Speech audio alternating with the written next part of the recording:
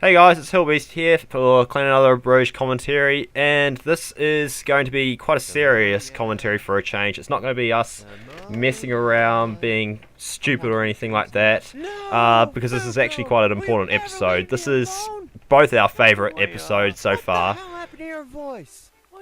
For my first appearance as Katomi Ichinose, first appearance, I said, oh no wait, no actually, Yes, it is. oh yeah, this is my first appearance as Katomi Ichinose, yes.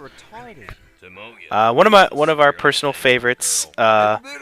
We really had a lot of fun doing this episode. And there's actually a story behind this one. Basically, when this episode was being made, basically Hillbeast didn't have like any of his voice actors available at the time, and he came contacted me, asked me if I had any of my voice actors available, and they were all gone too.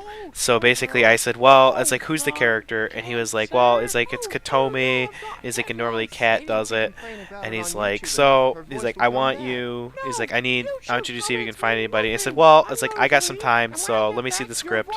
And I liked the script, and I said, well, I was like, since we're gonna go on the voice actor joke with this anyways, because we kind of have no way around it, it's like, we might as well try to make this really overly funny. I was like, so what we came up with is that we were gonna do it as me play the role. So it ended up being basically a man, basically with a faked female voice, very pathetically, I might add, and it kind of just became a pretty big thing, actually.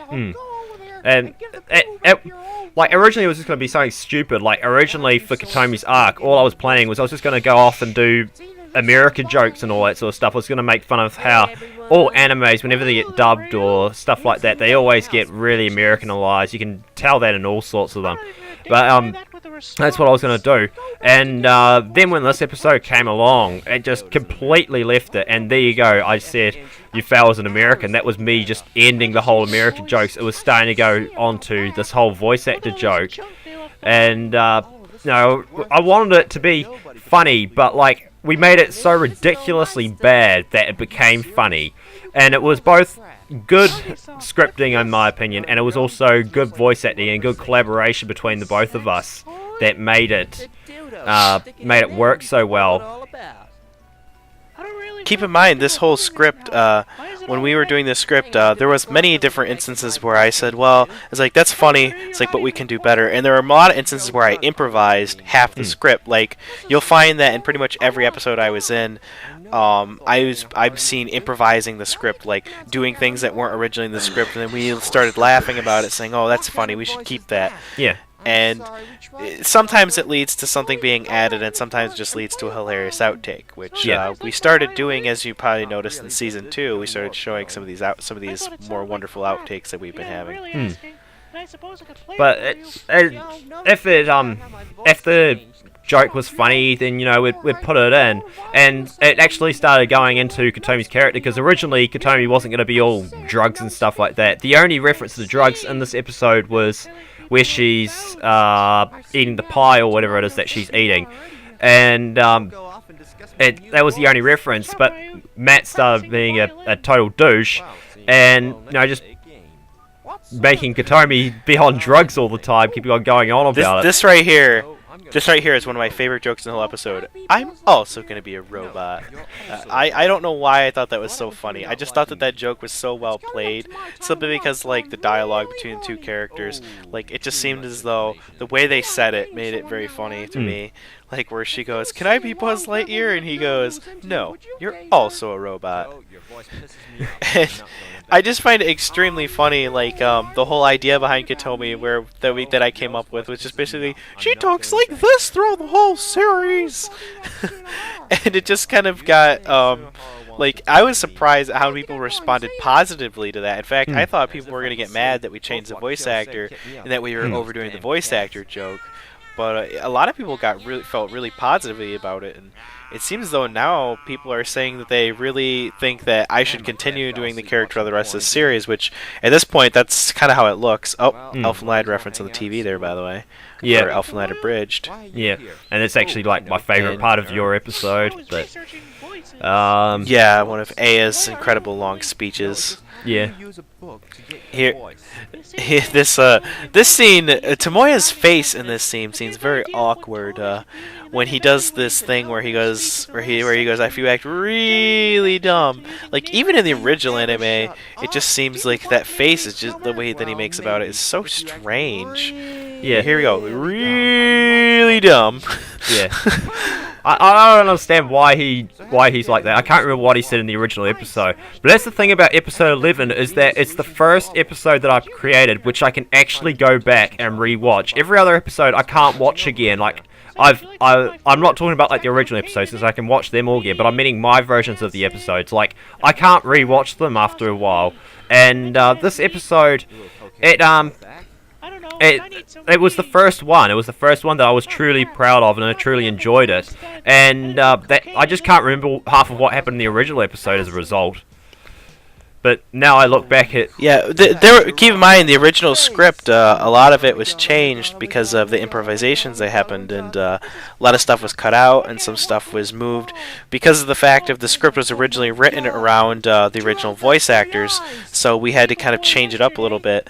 But I think that the end result became a lot funnier simply because of the fact of we were having so much fun with it that we forgot that we were, doing it to make the episode. And I feel that that's kind of how we returned to what it was in the first place. Is basically we started. This is about the time when we started to actually have a lot more fun. It's around by the time we got up to episode 10, I'd say that's where it started to get really tedious to make episodes, especially with Mark releasing them on a weekly basis. I mean, that's not what a lot of abridgers do. Yeah, because abridgers don't really like to release episodes that often, as you notice. Big name people like Team 4-Star don't release them very often, or not even Little Karibo. And that's a big team there as well. That's like about at least five people all working on it, and I'm just a single person making the episodes. And it was hard work keeping up with a week, and that's why this season's a bit more irregular. Episode 14 came out a lot quicker than I was expecting, but I sort of wanted to get Katomi over and done with so I could get on to more episodes. Yeah, although we were sad to see Katomi go, especially after this. After episode 11, we were both really sad to see Katomi go. Even more sad for those of you who watch the original anime out there and know what happens in after story to Katomi. We're kind of sad about the fact that we don't really get a lot more to work with her because she was a fun character to do. But we are excited about doing more characters, though. We're not just gonna focus on the characters that we know are funny. Like, Sunahara, obviously, is a very big comic relief character here. Like, even Fuko, even though I don't like her, even though we both don't like her, I still will try to make her character funny. Even though I don't like her, I'll still make her funny. You'll see that will seep into the episode as Tomoya's hatred towards her, but Tomoya's sort of my personality implanted, but a little bit tweaked. And this episode also, if I recall, this episode also does something that's a little bit different. Not only do we have this, we don't do a lot of reference jokes in Clannad and Abridged. A lot of people probably notice where we do references to, say, pop culture or anything like that, or music or television. This is one of the few with the Kanye West joke here. Which I think that this is quite synced well because when she's tapping her hands there, it's going perfectly with the beat. Yeah. And well, I had to do that myself, but yeah. I can imagine everybody in this group here actually covering their ears from a Kanye West song, and then Tomoya and Nagisa talking to Katomi, and she's like, "Oh yeah, that was an original piece. I totally came up with that on the spot." And it seems as though Katomi's character, this is where her character really got fun for us. This arc was one of my favorites in the actual anime. But this is kind of the start of me doing co-writing for the script, because those small improvisations really were what started it all. Yeah. And another thing that's different about this episode is we have a little bit of joke at the end of it. No, normally I don't do that. That's sort of like one thing which Little Karibo does and all that sort of thing, where they go and take some other audio and put it over top of the video. And normally I don't like doing that because I find it's tedious to do, because you gotta find the right video which will fit, and only sometimes will actually fit. But, you know, I thought for this episode I might as well, because of the whole Kanye joke. But anyway, tune in for episode 12. See you guys.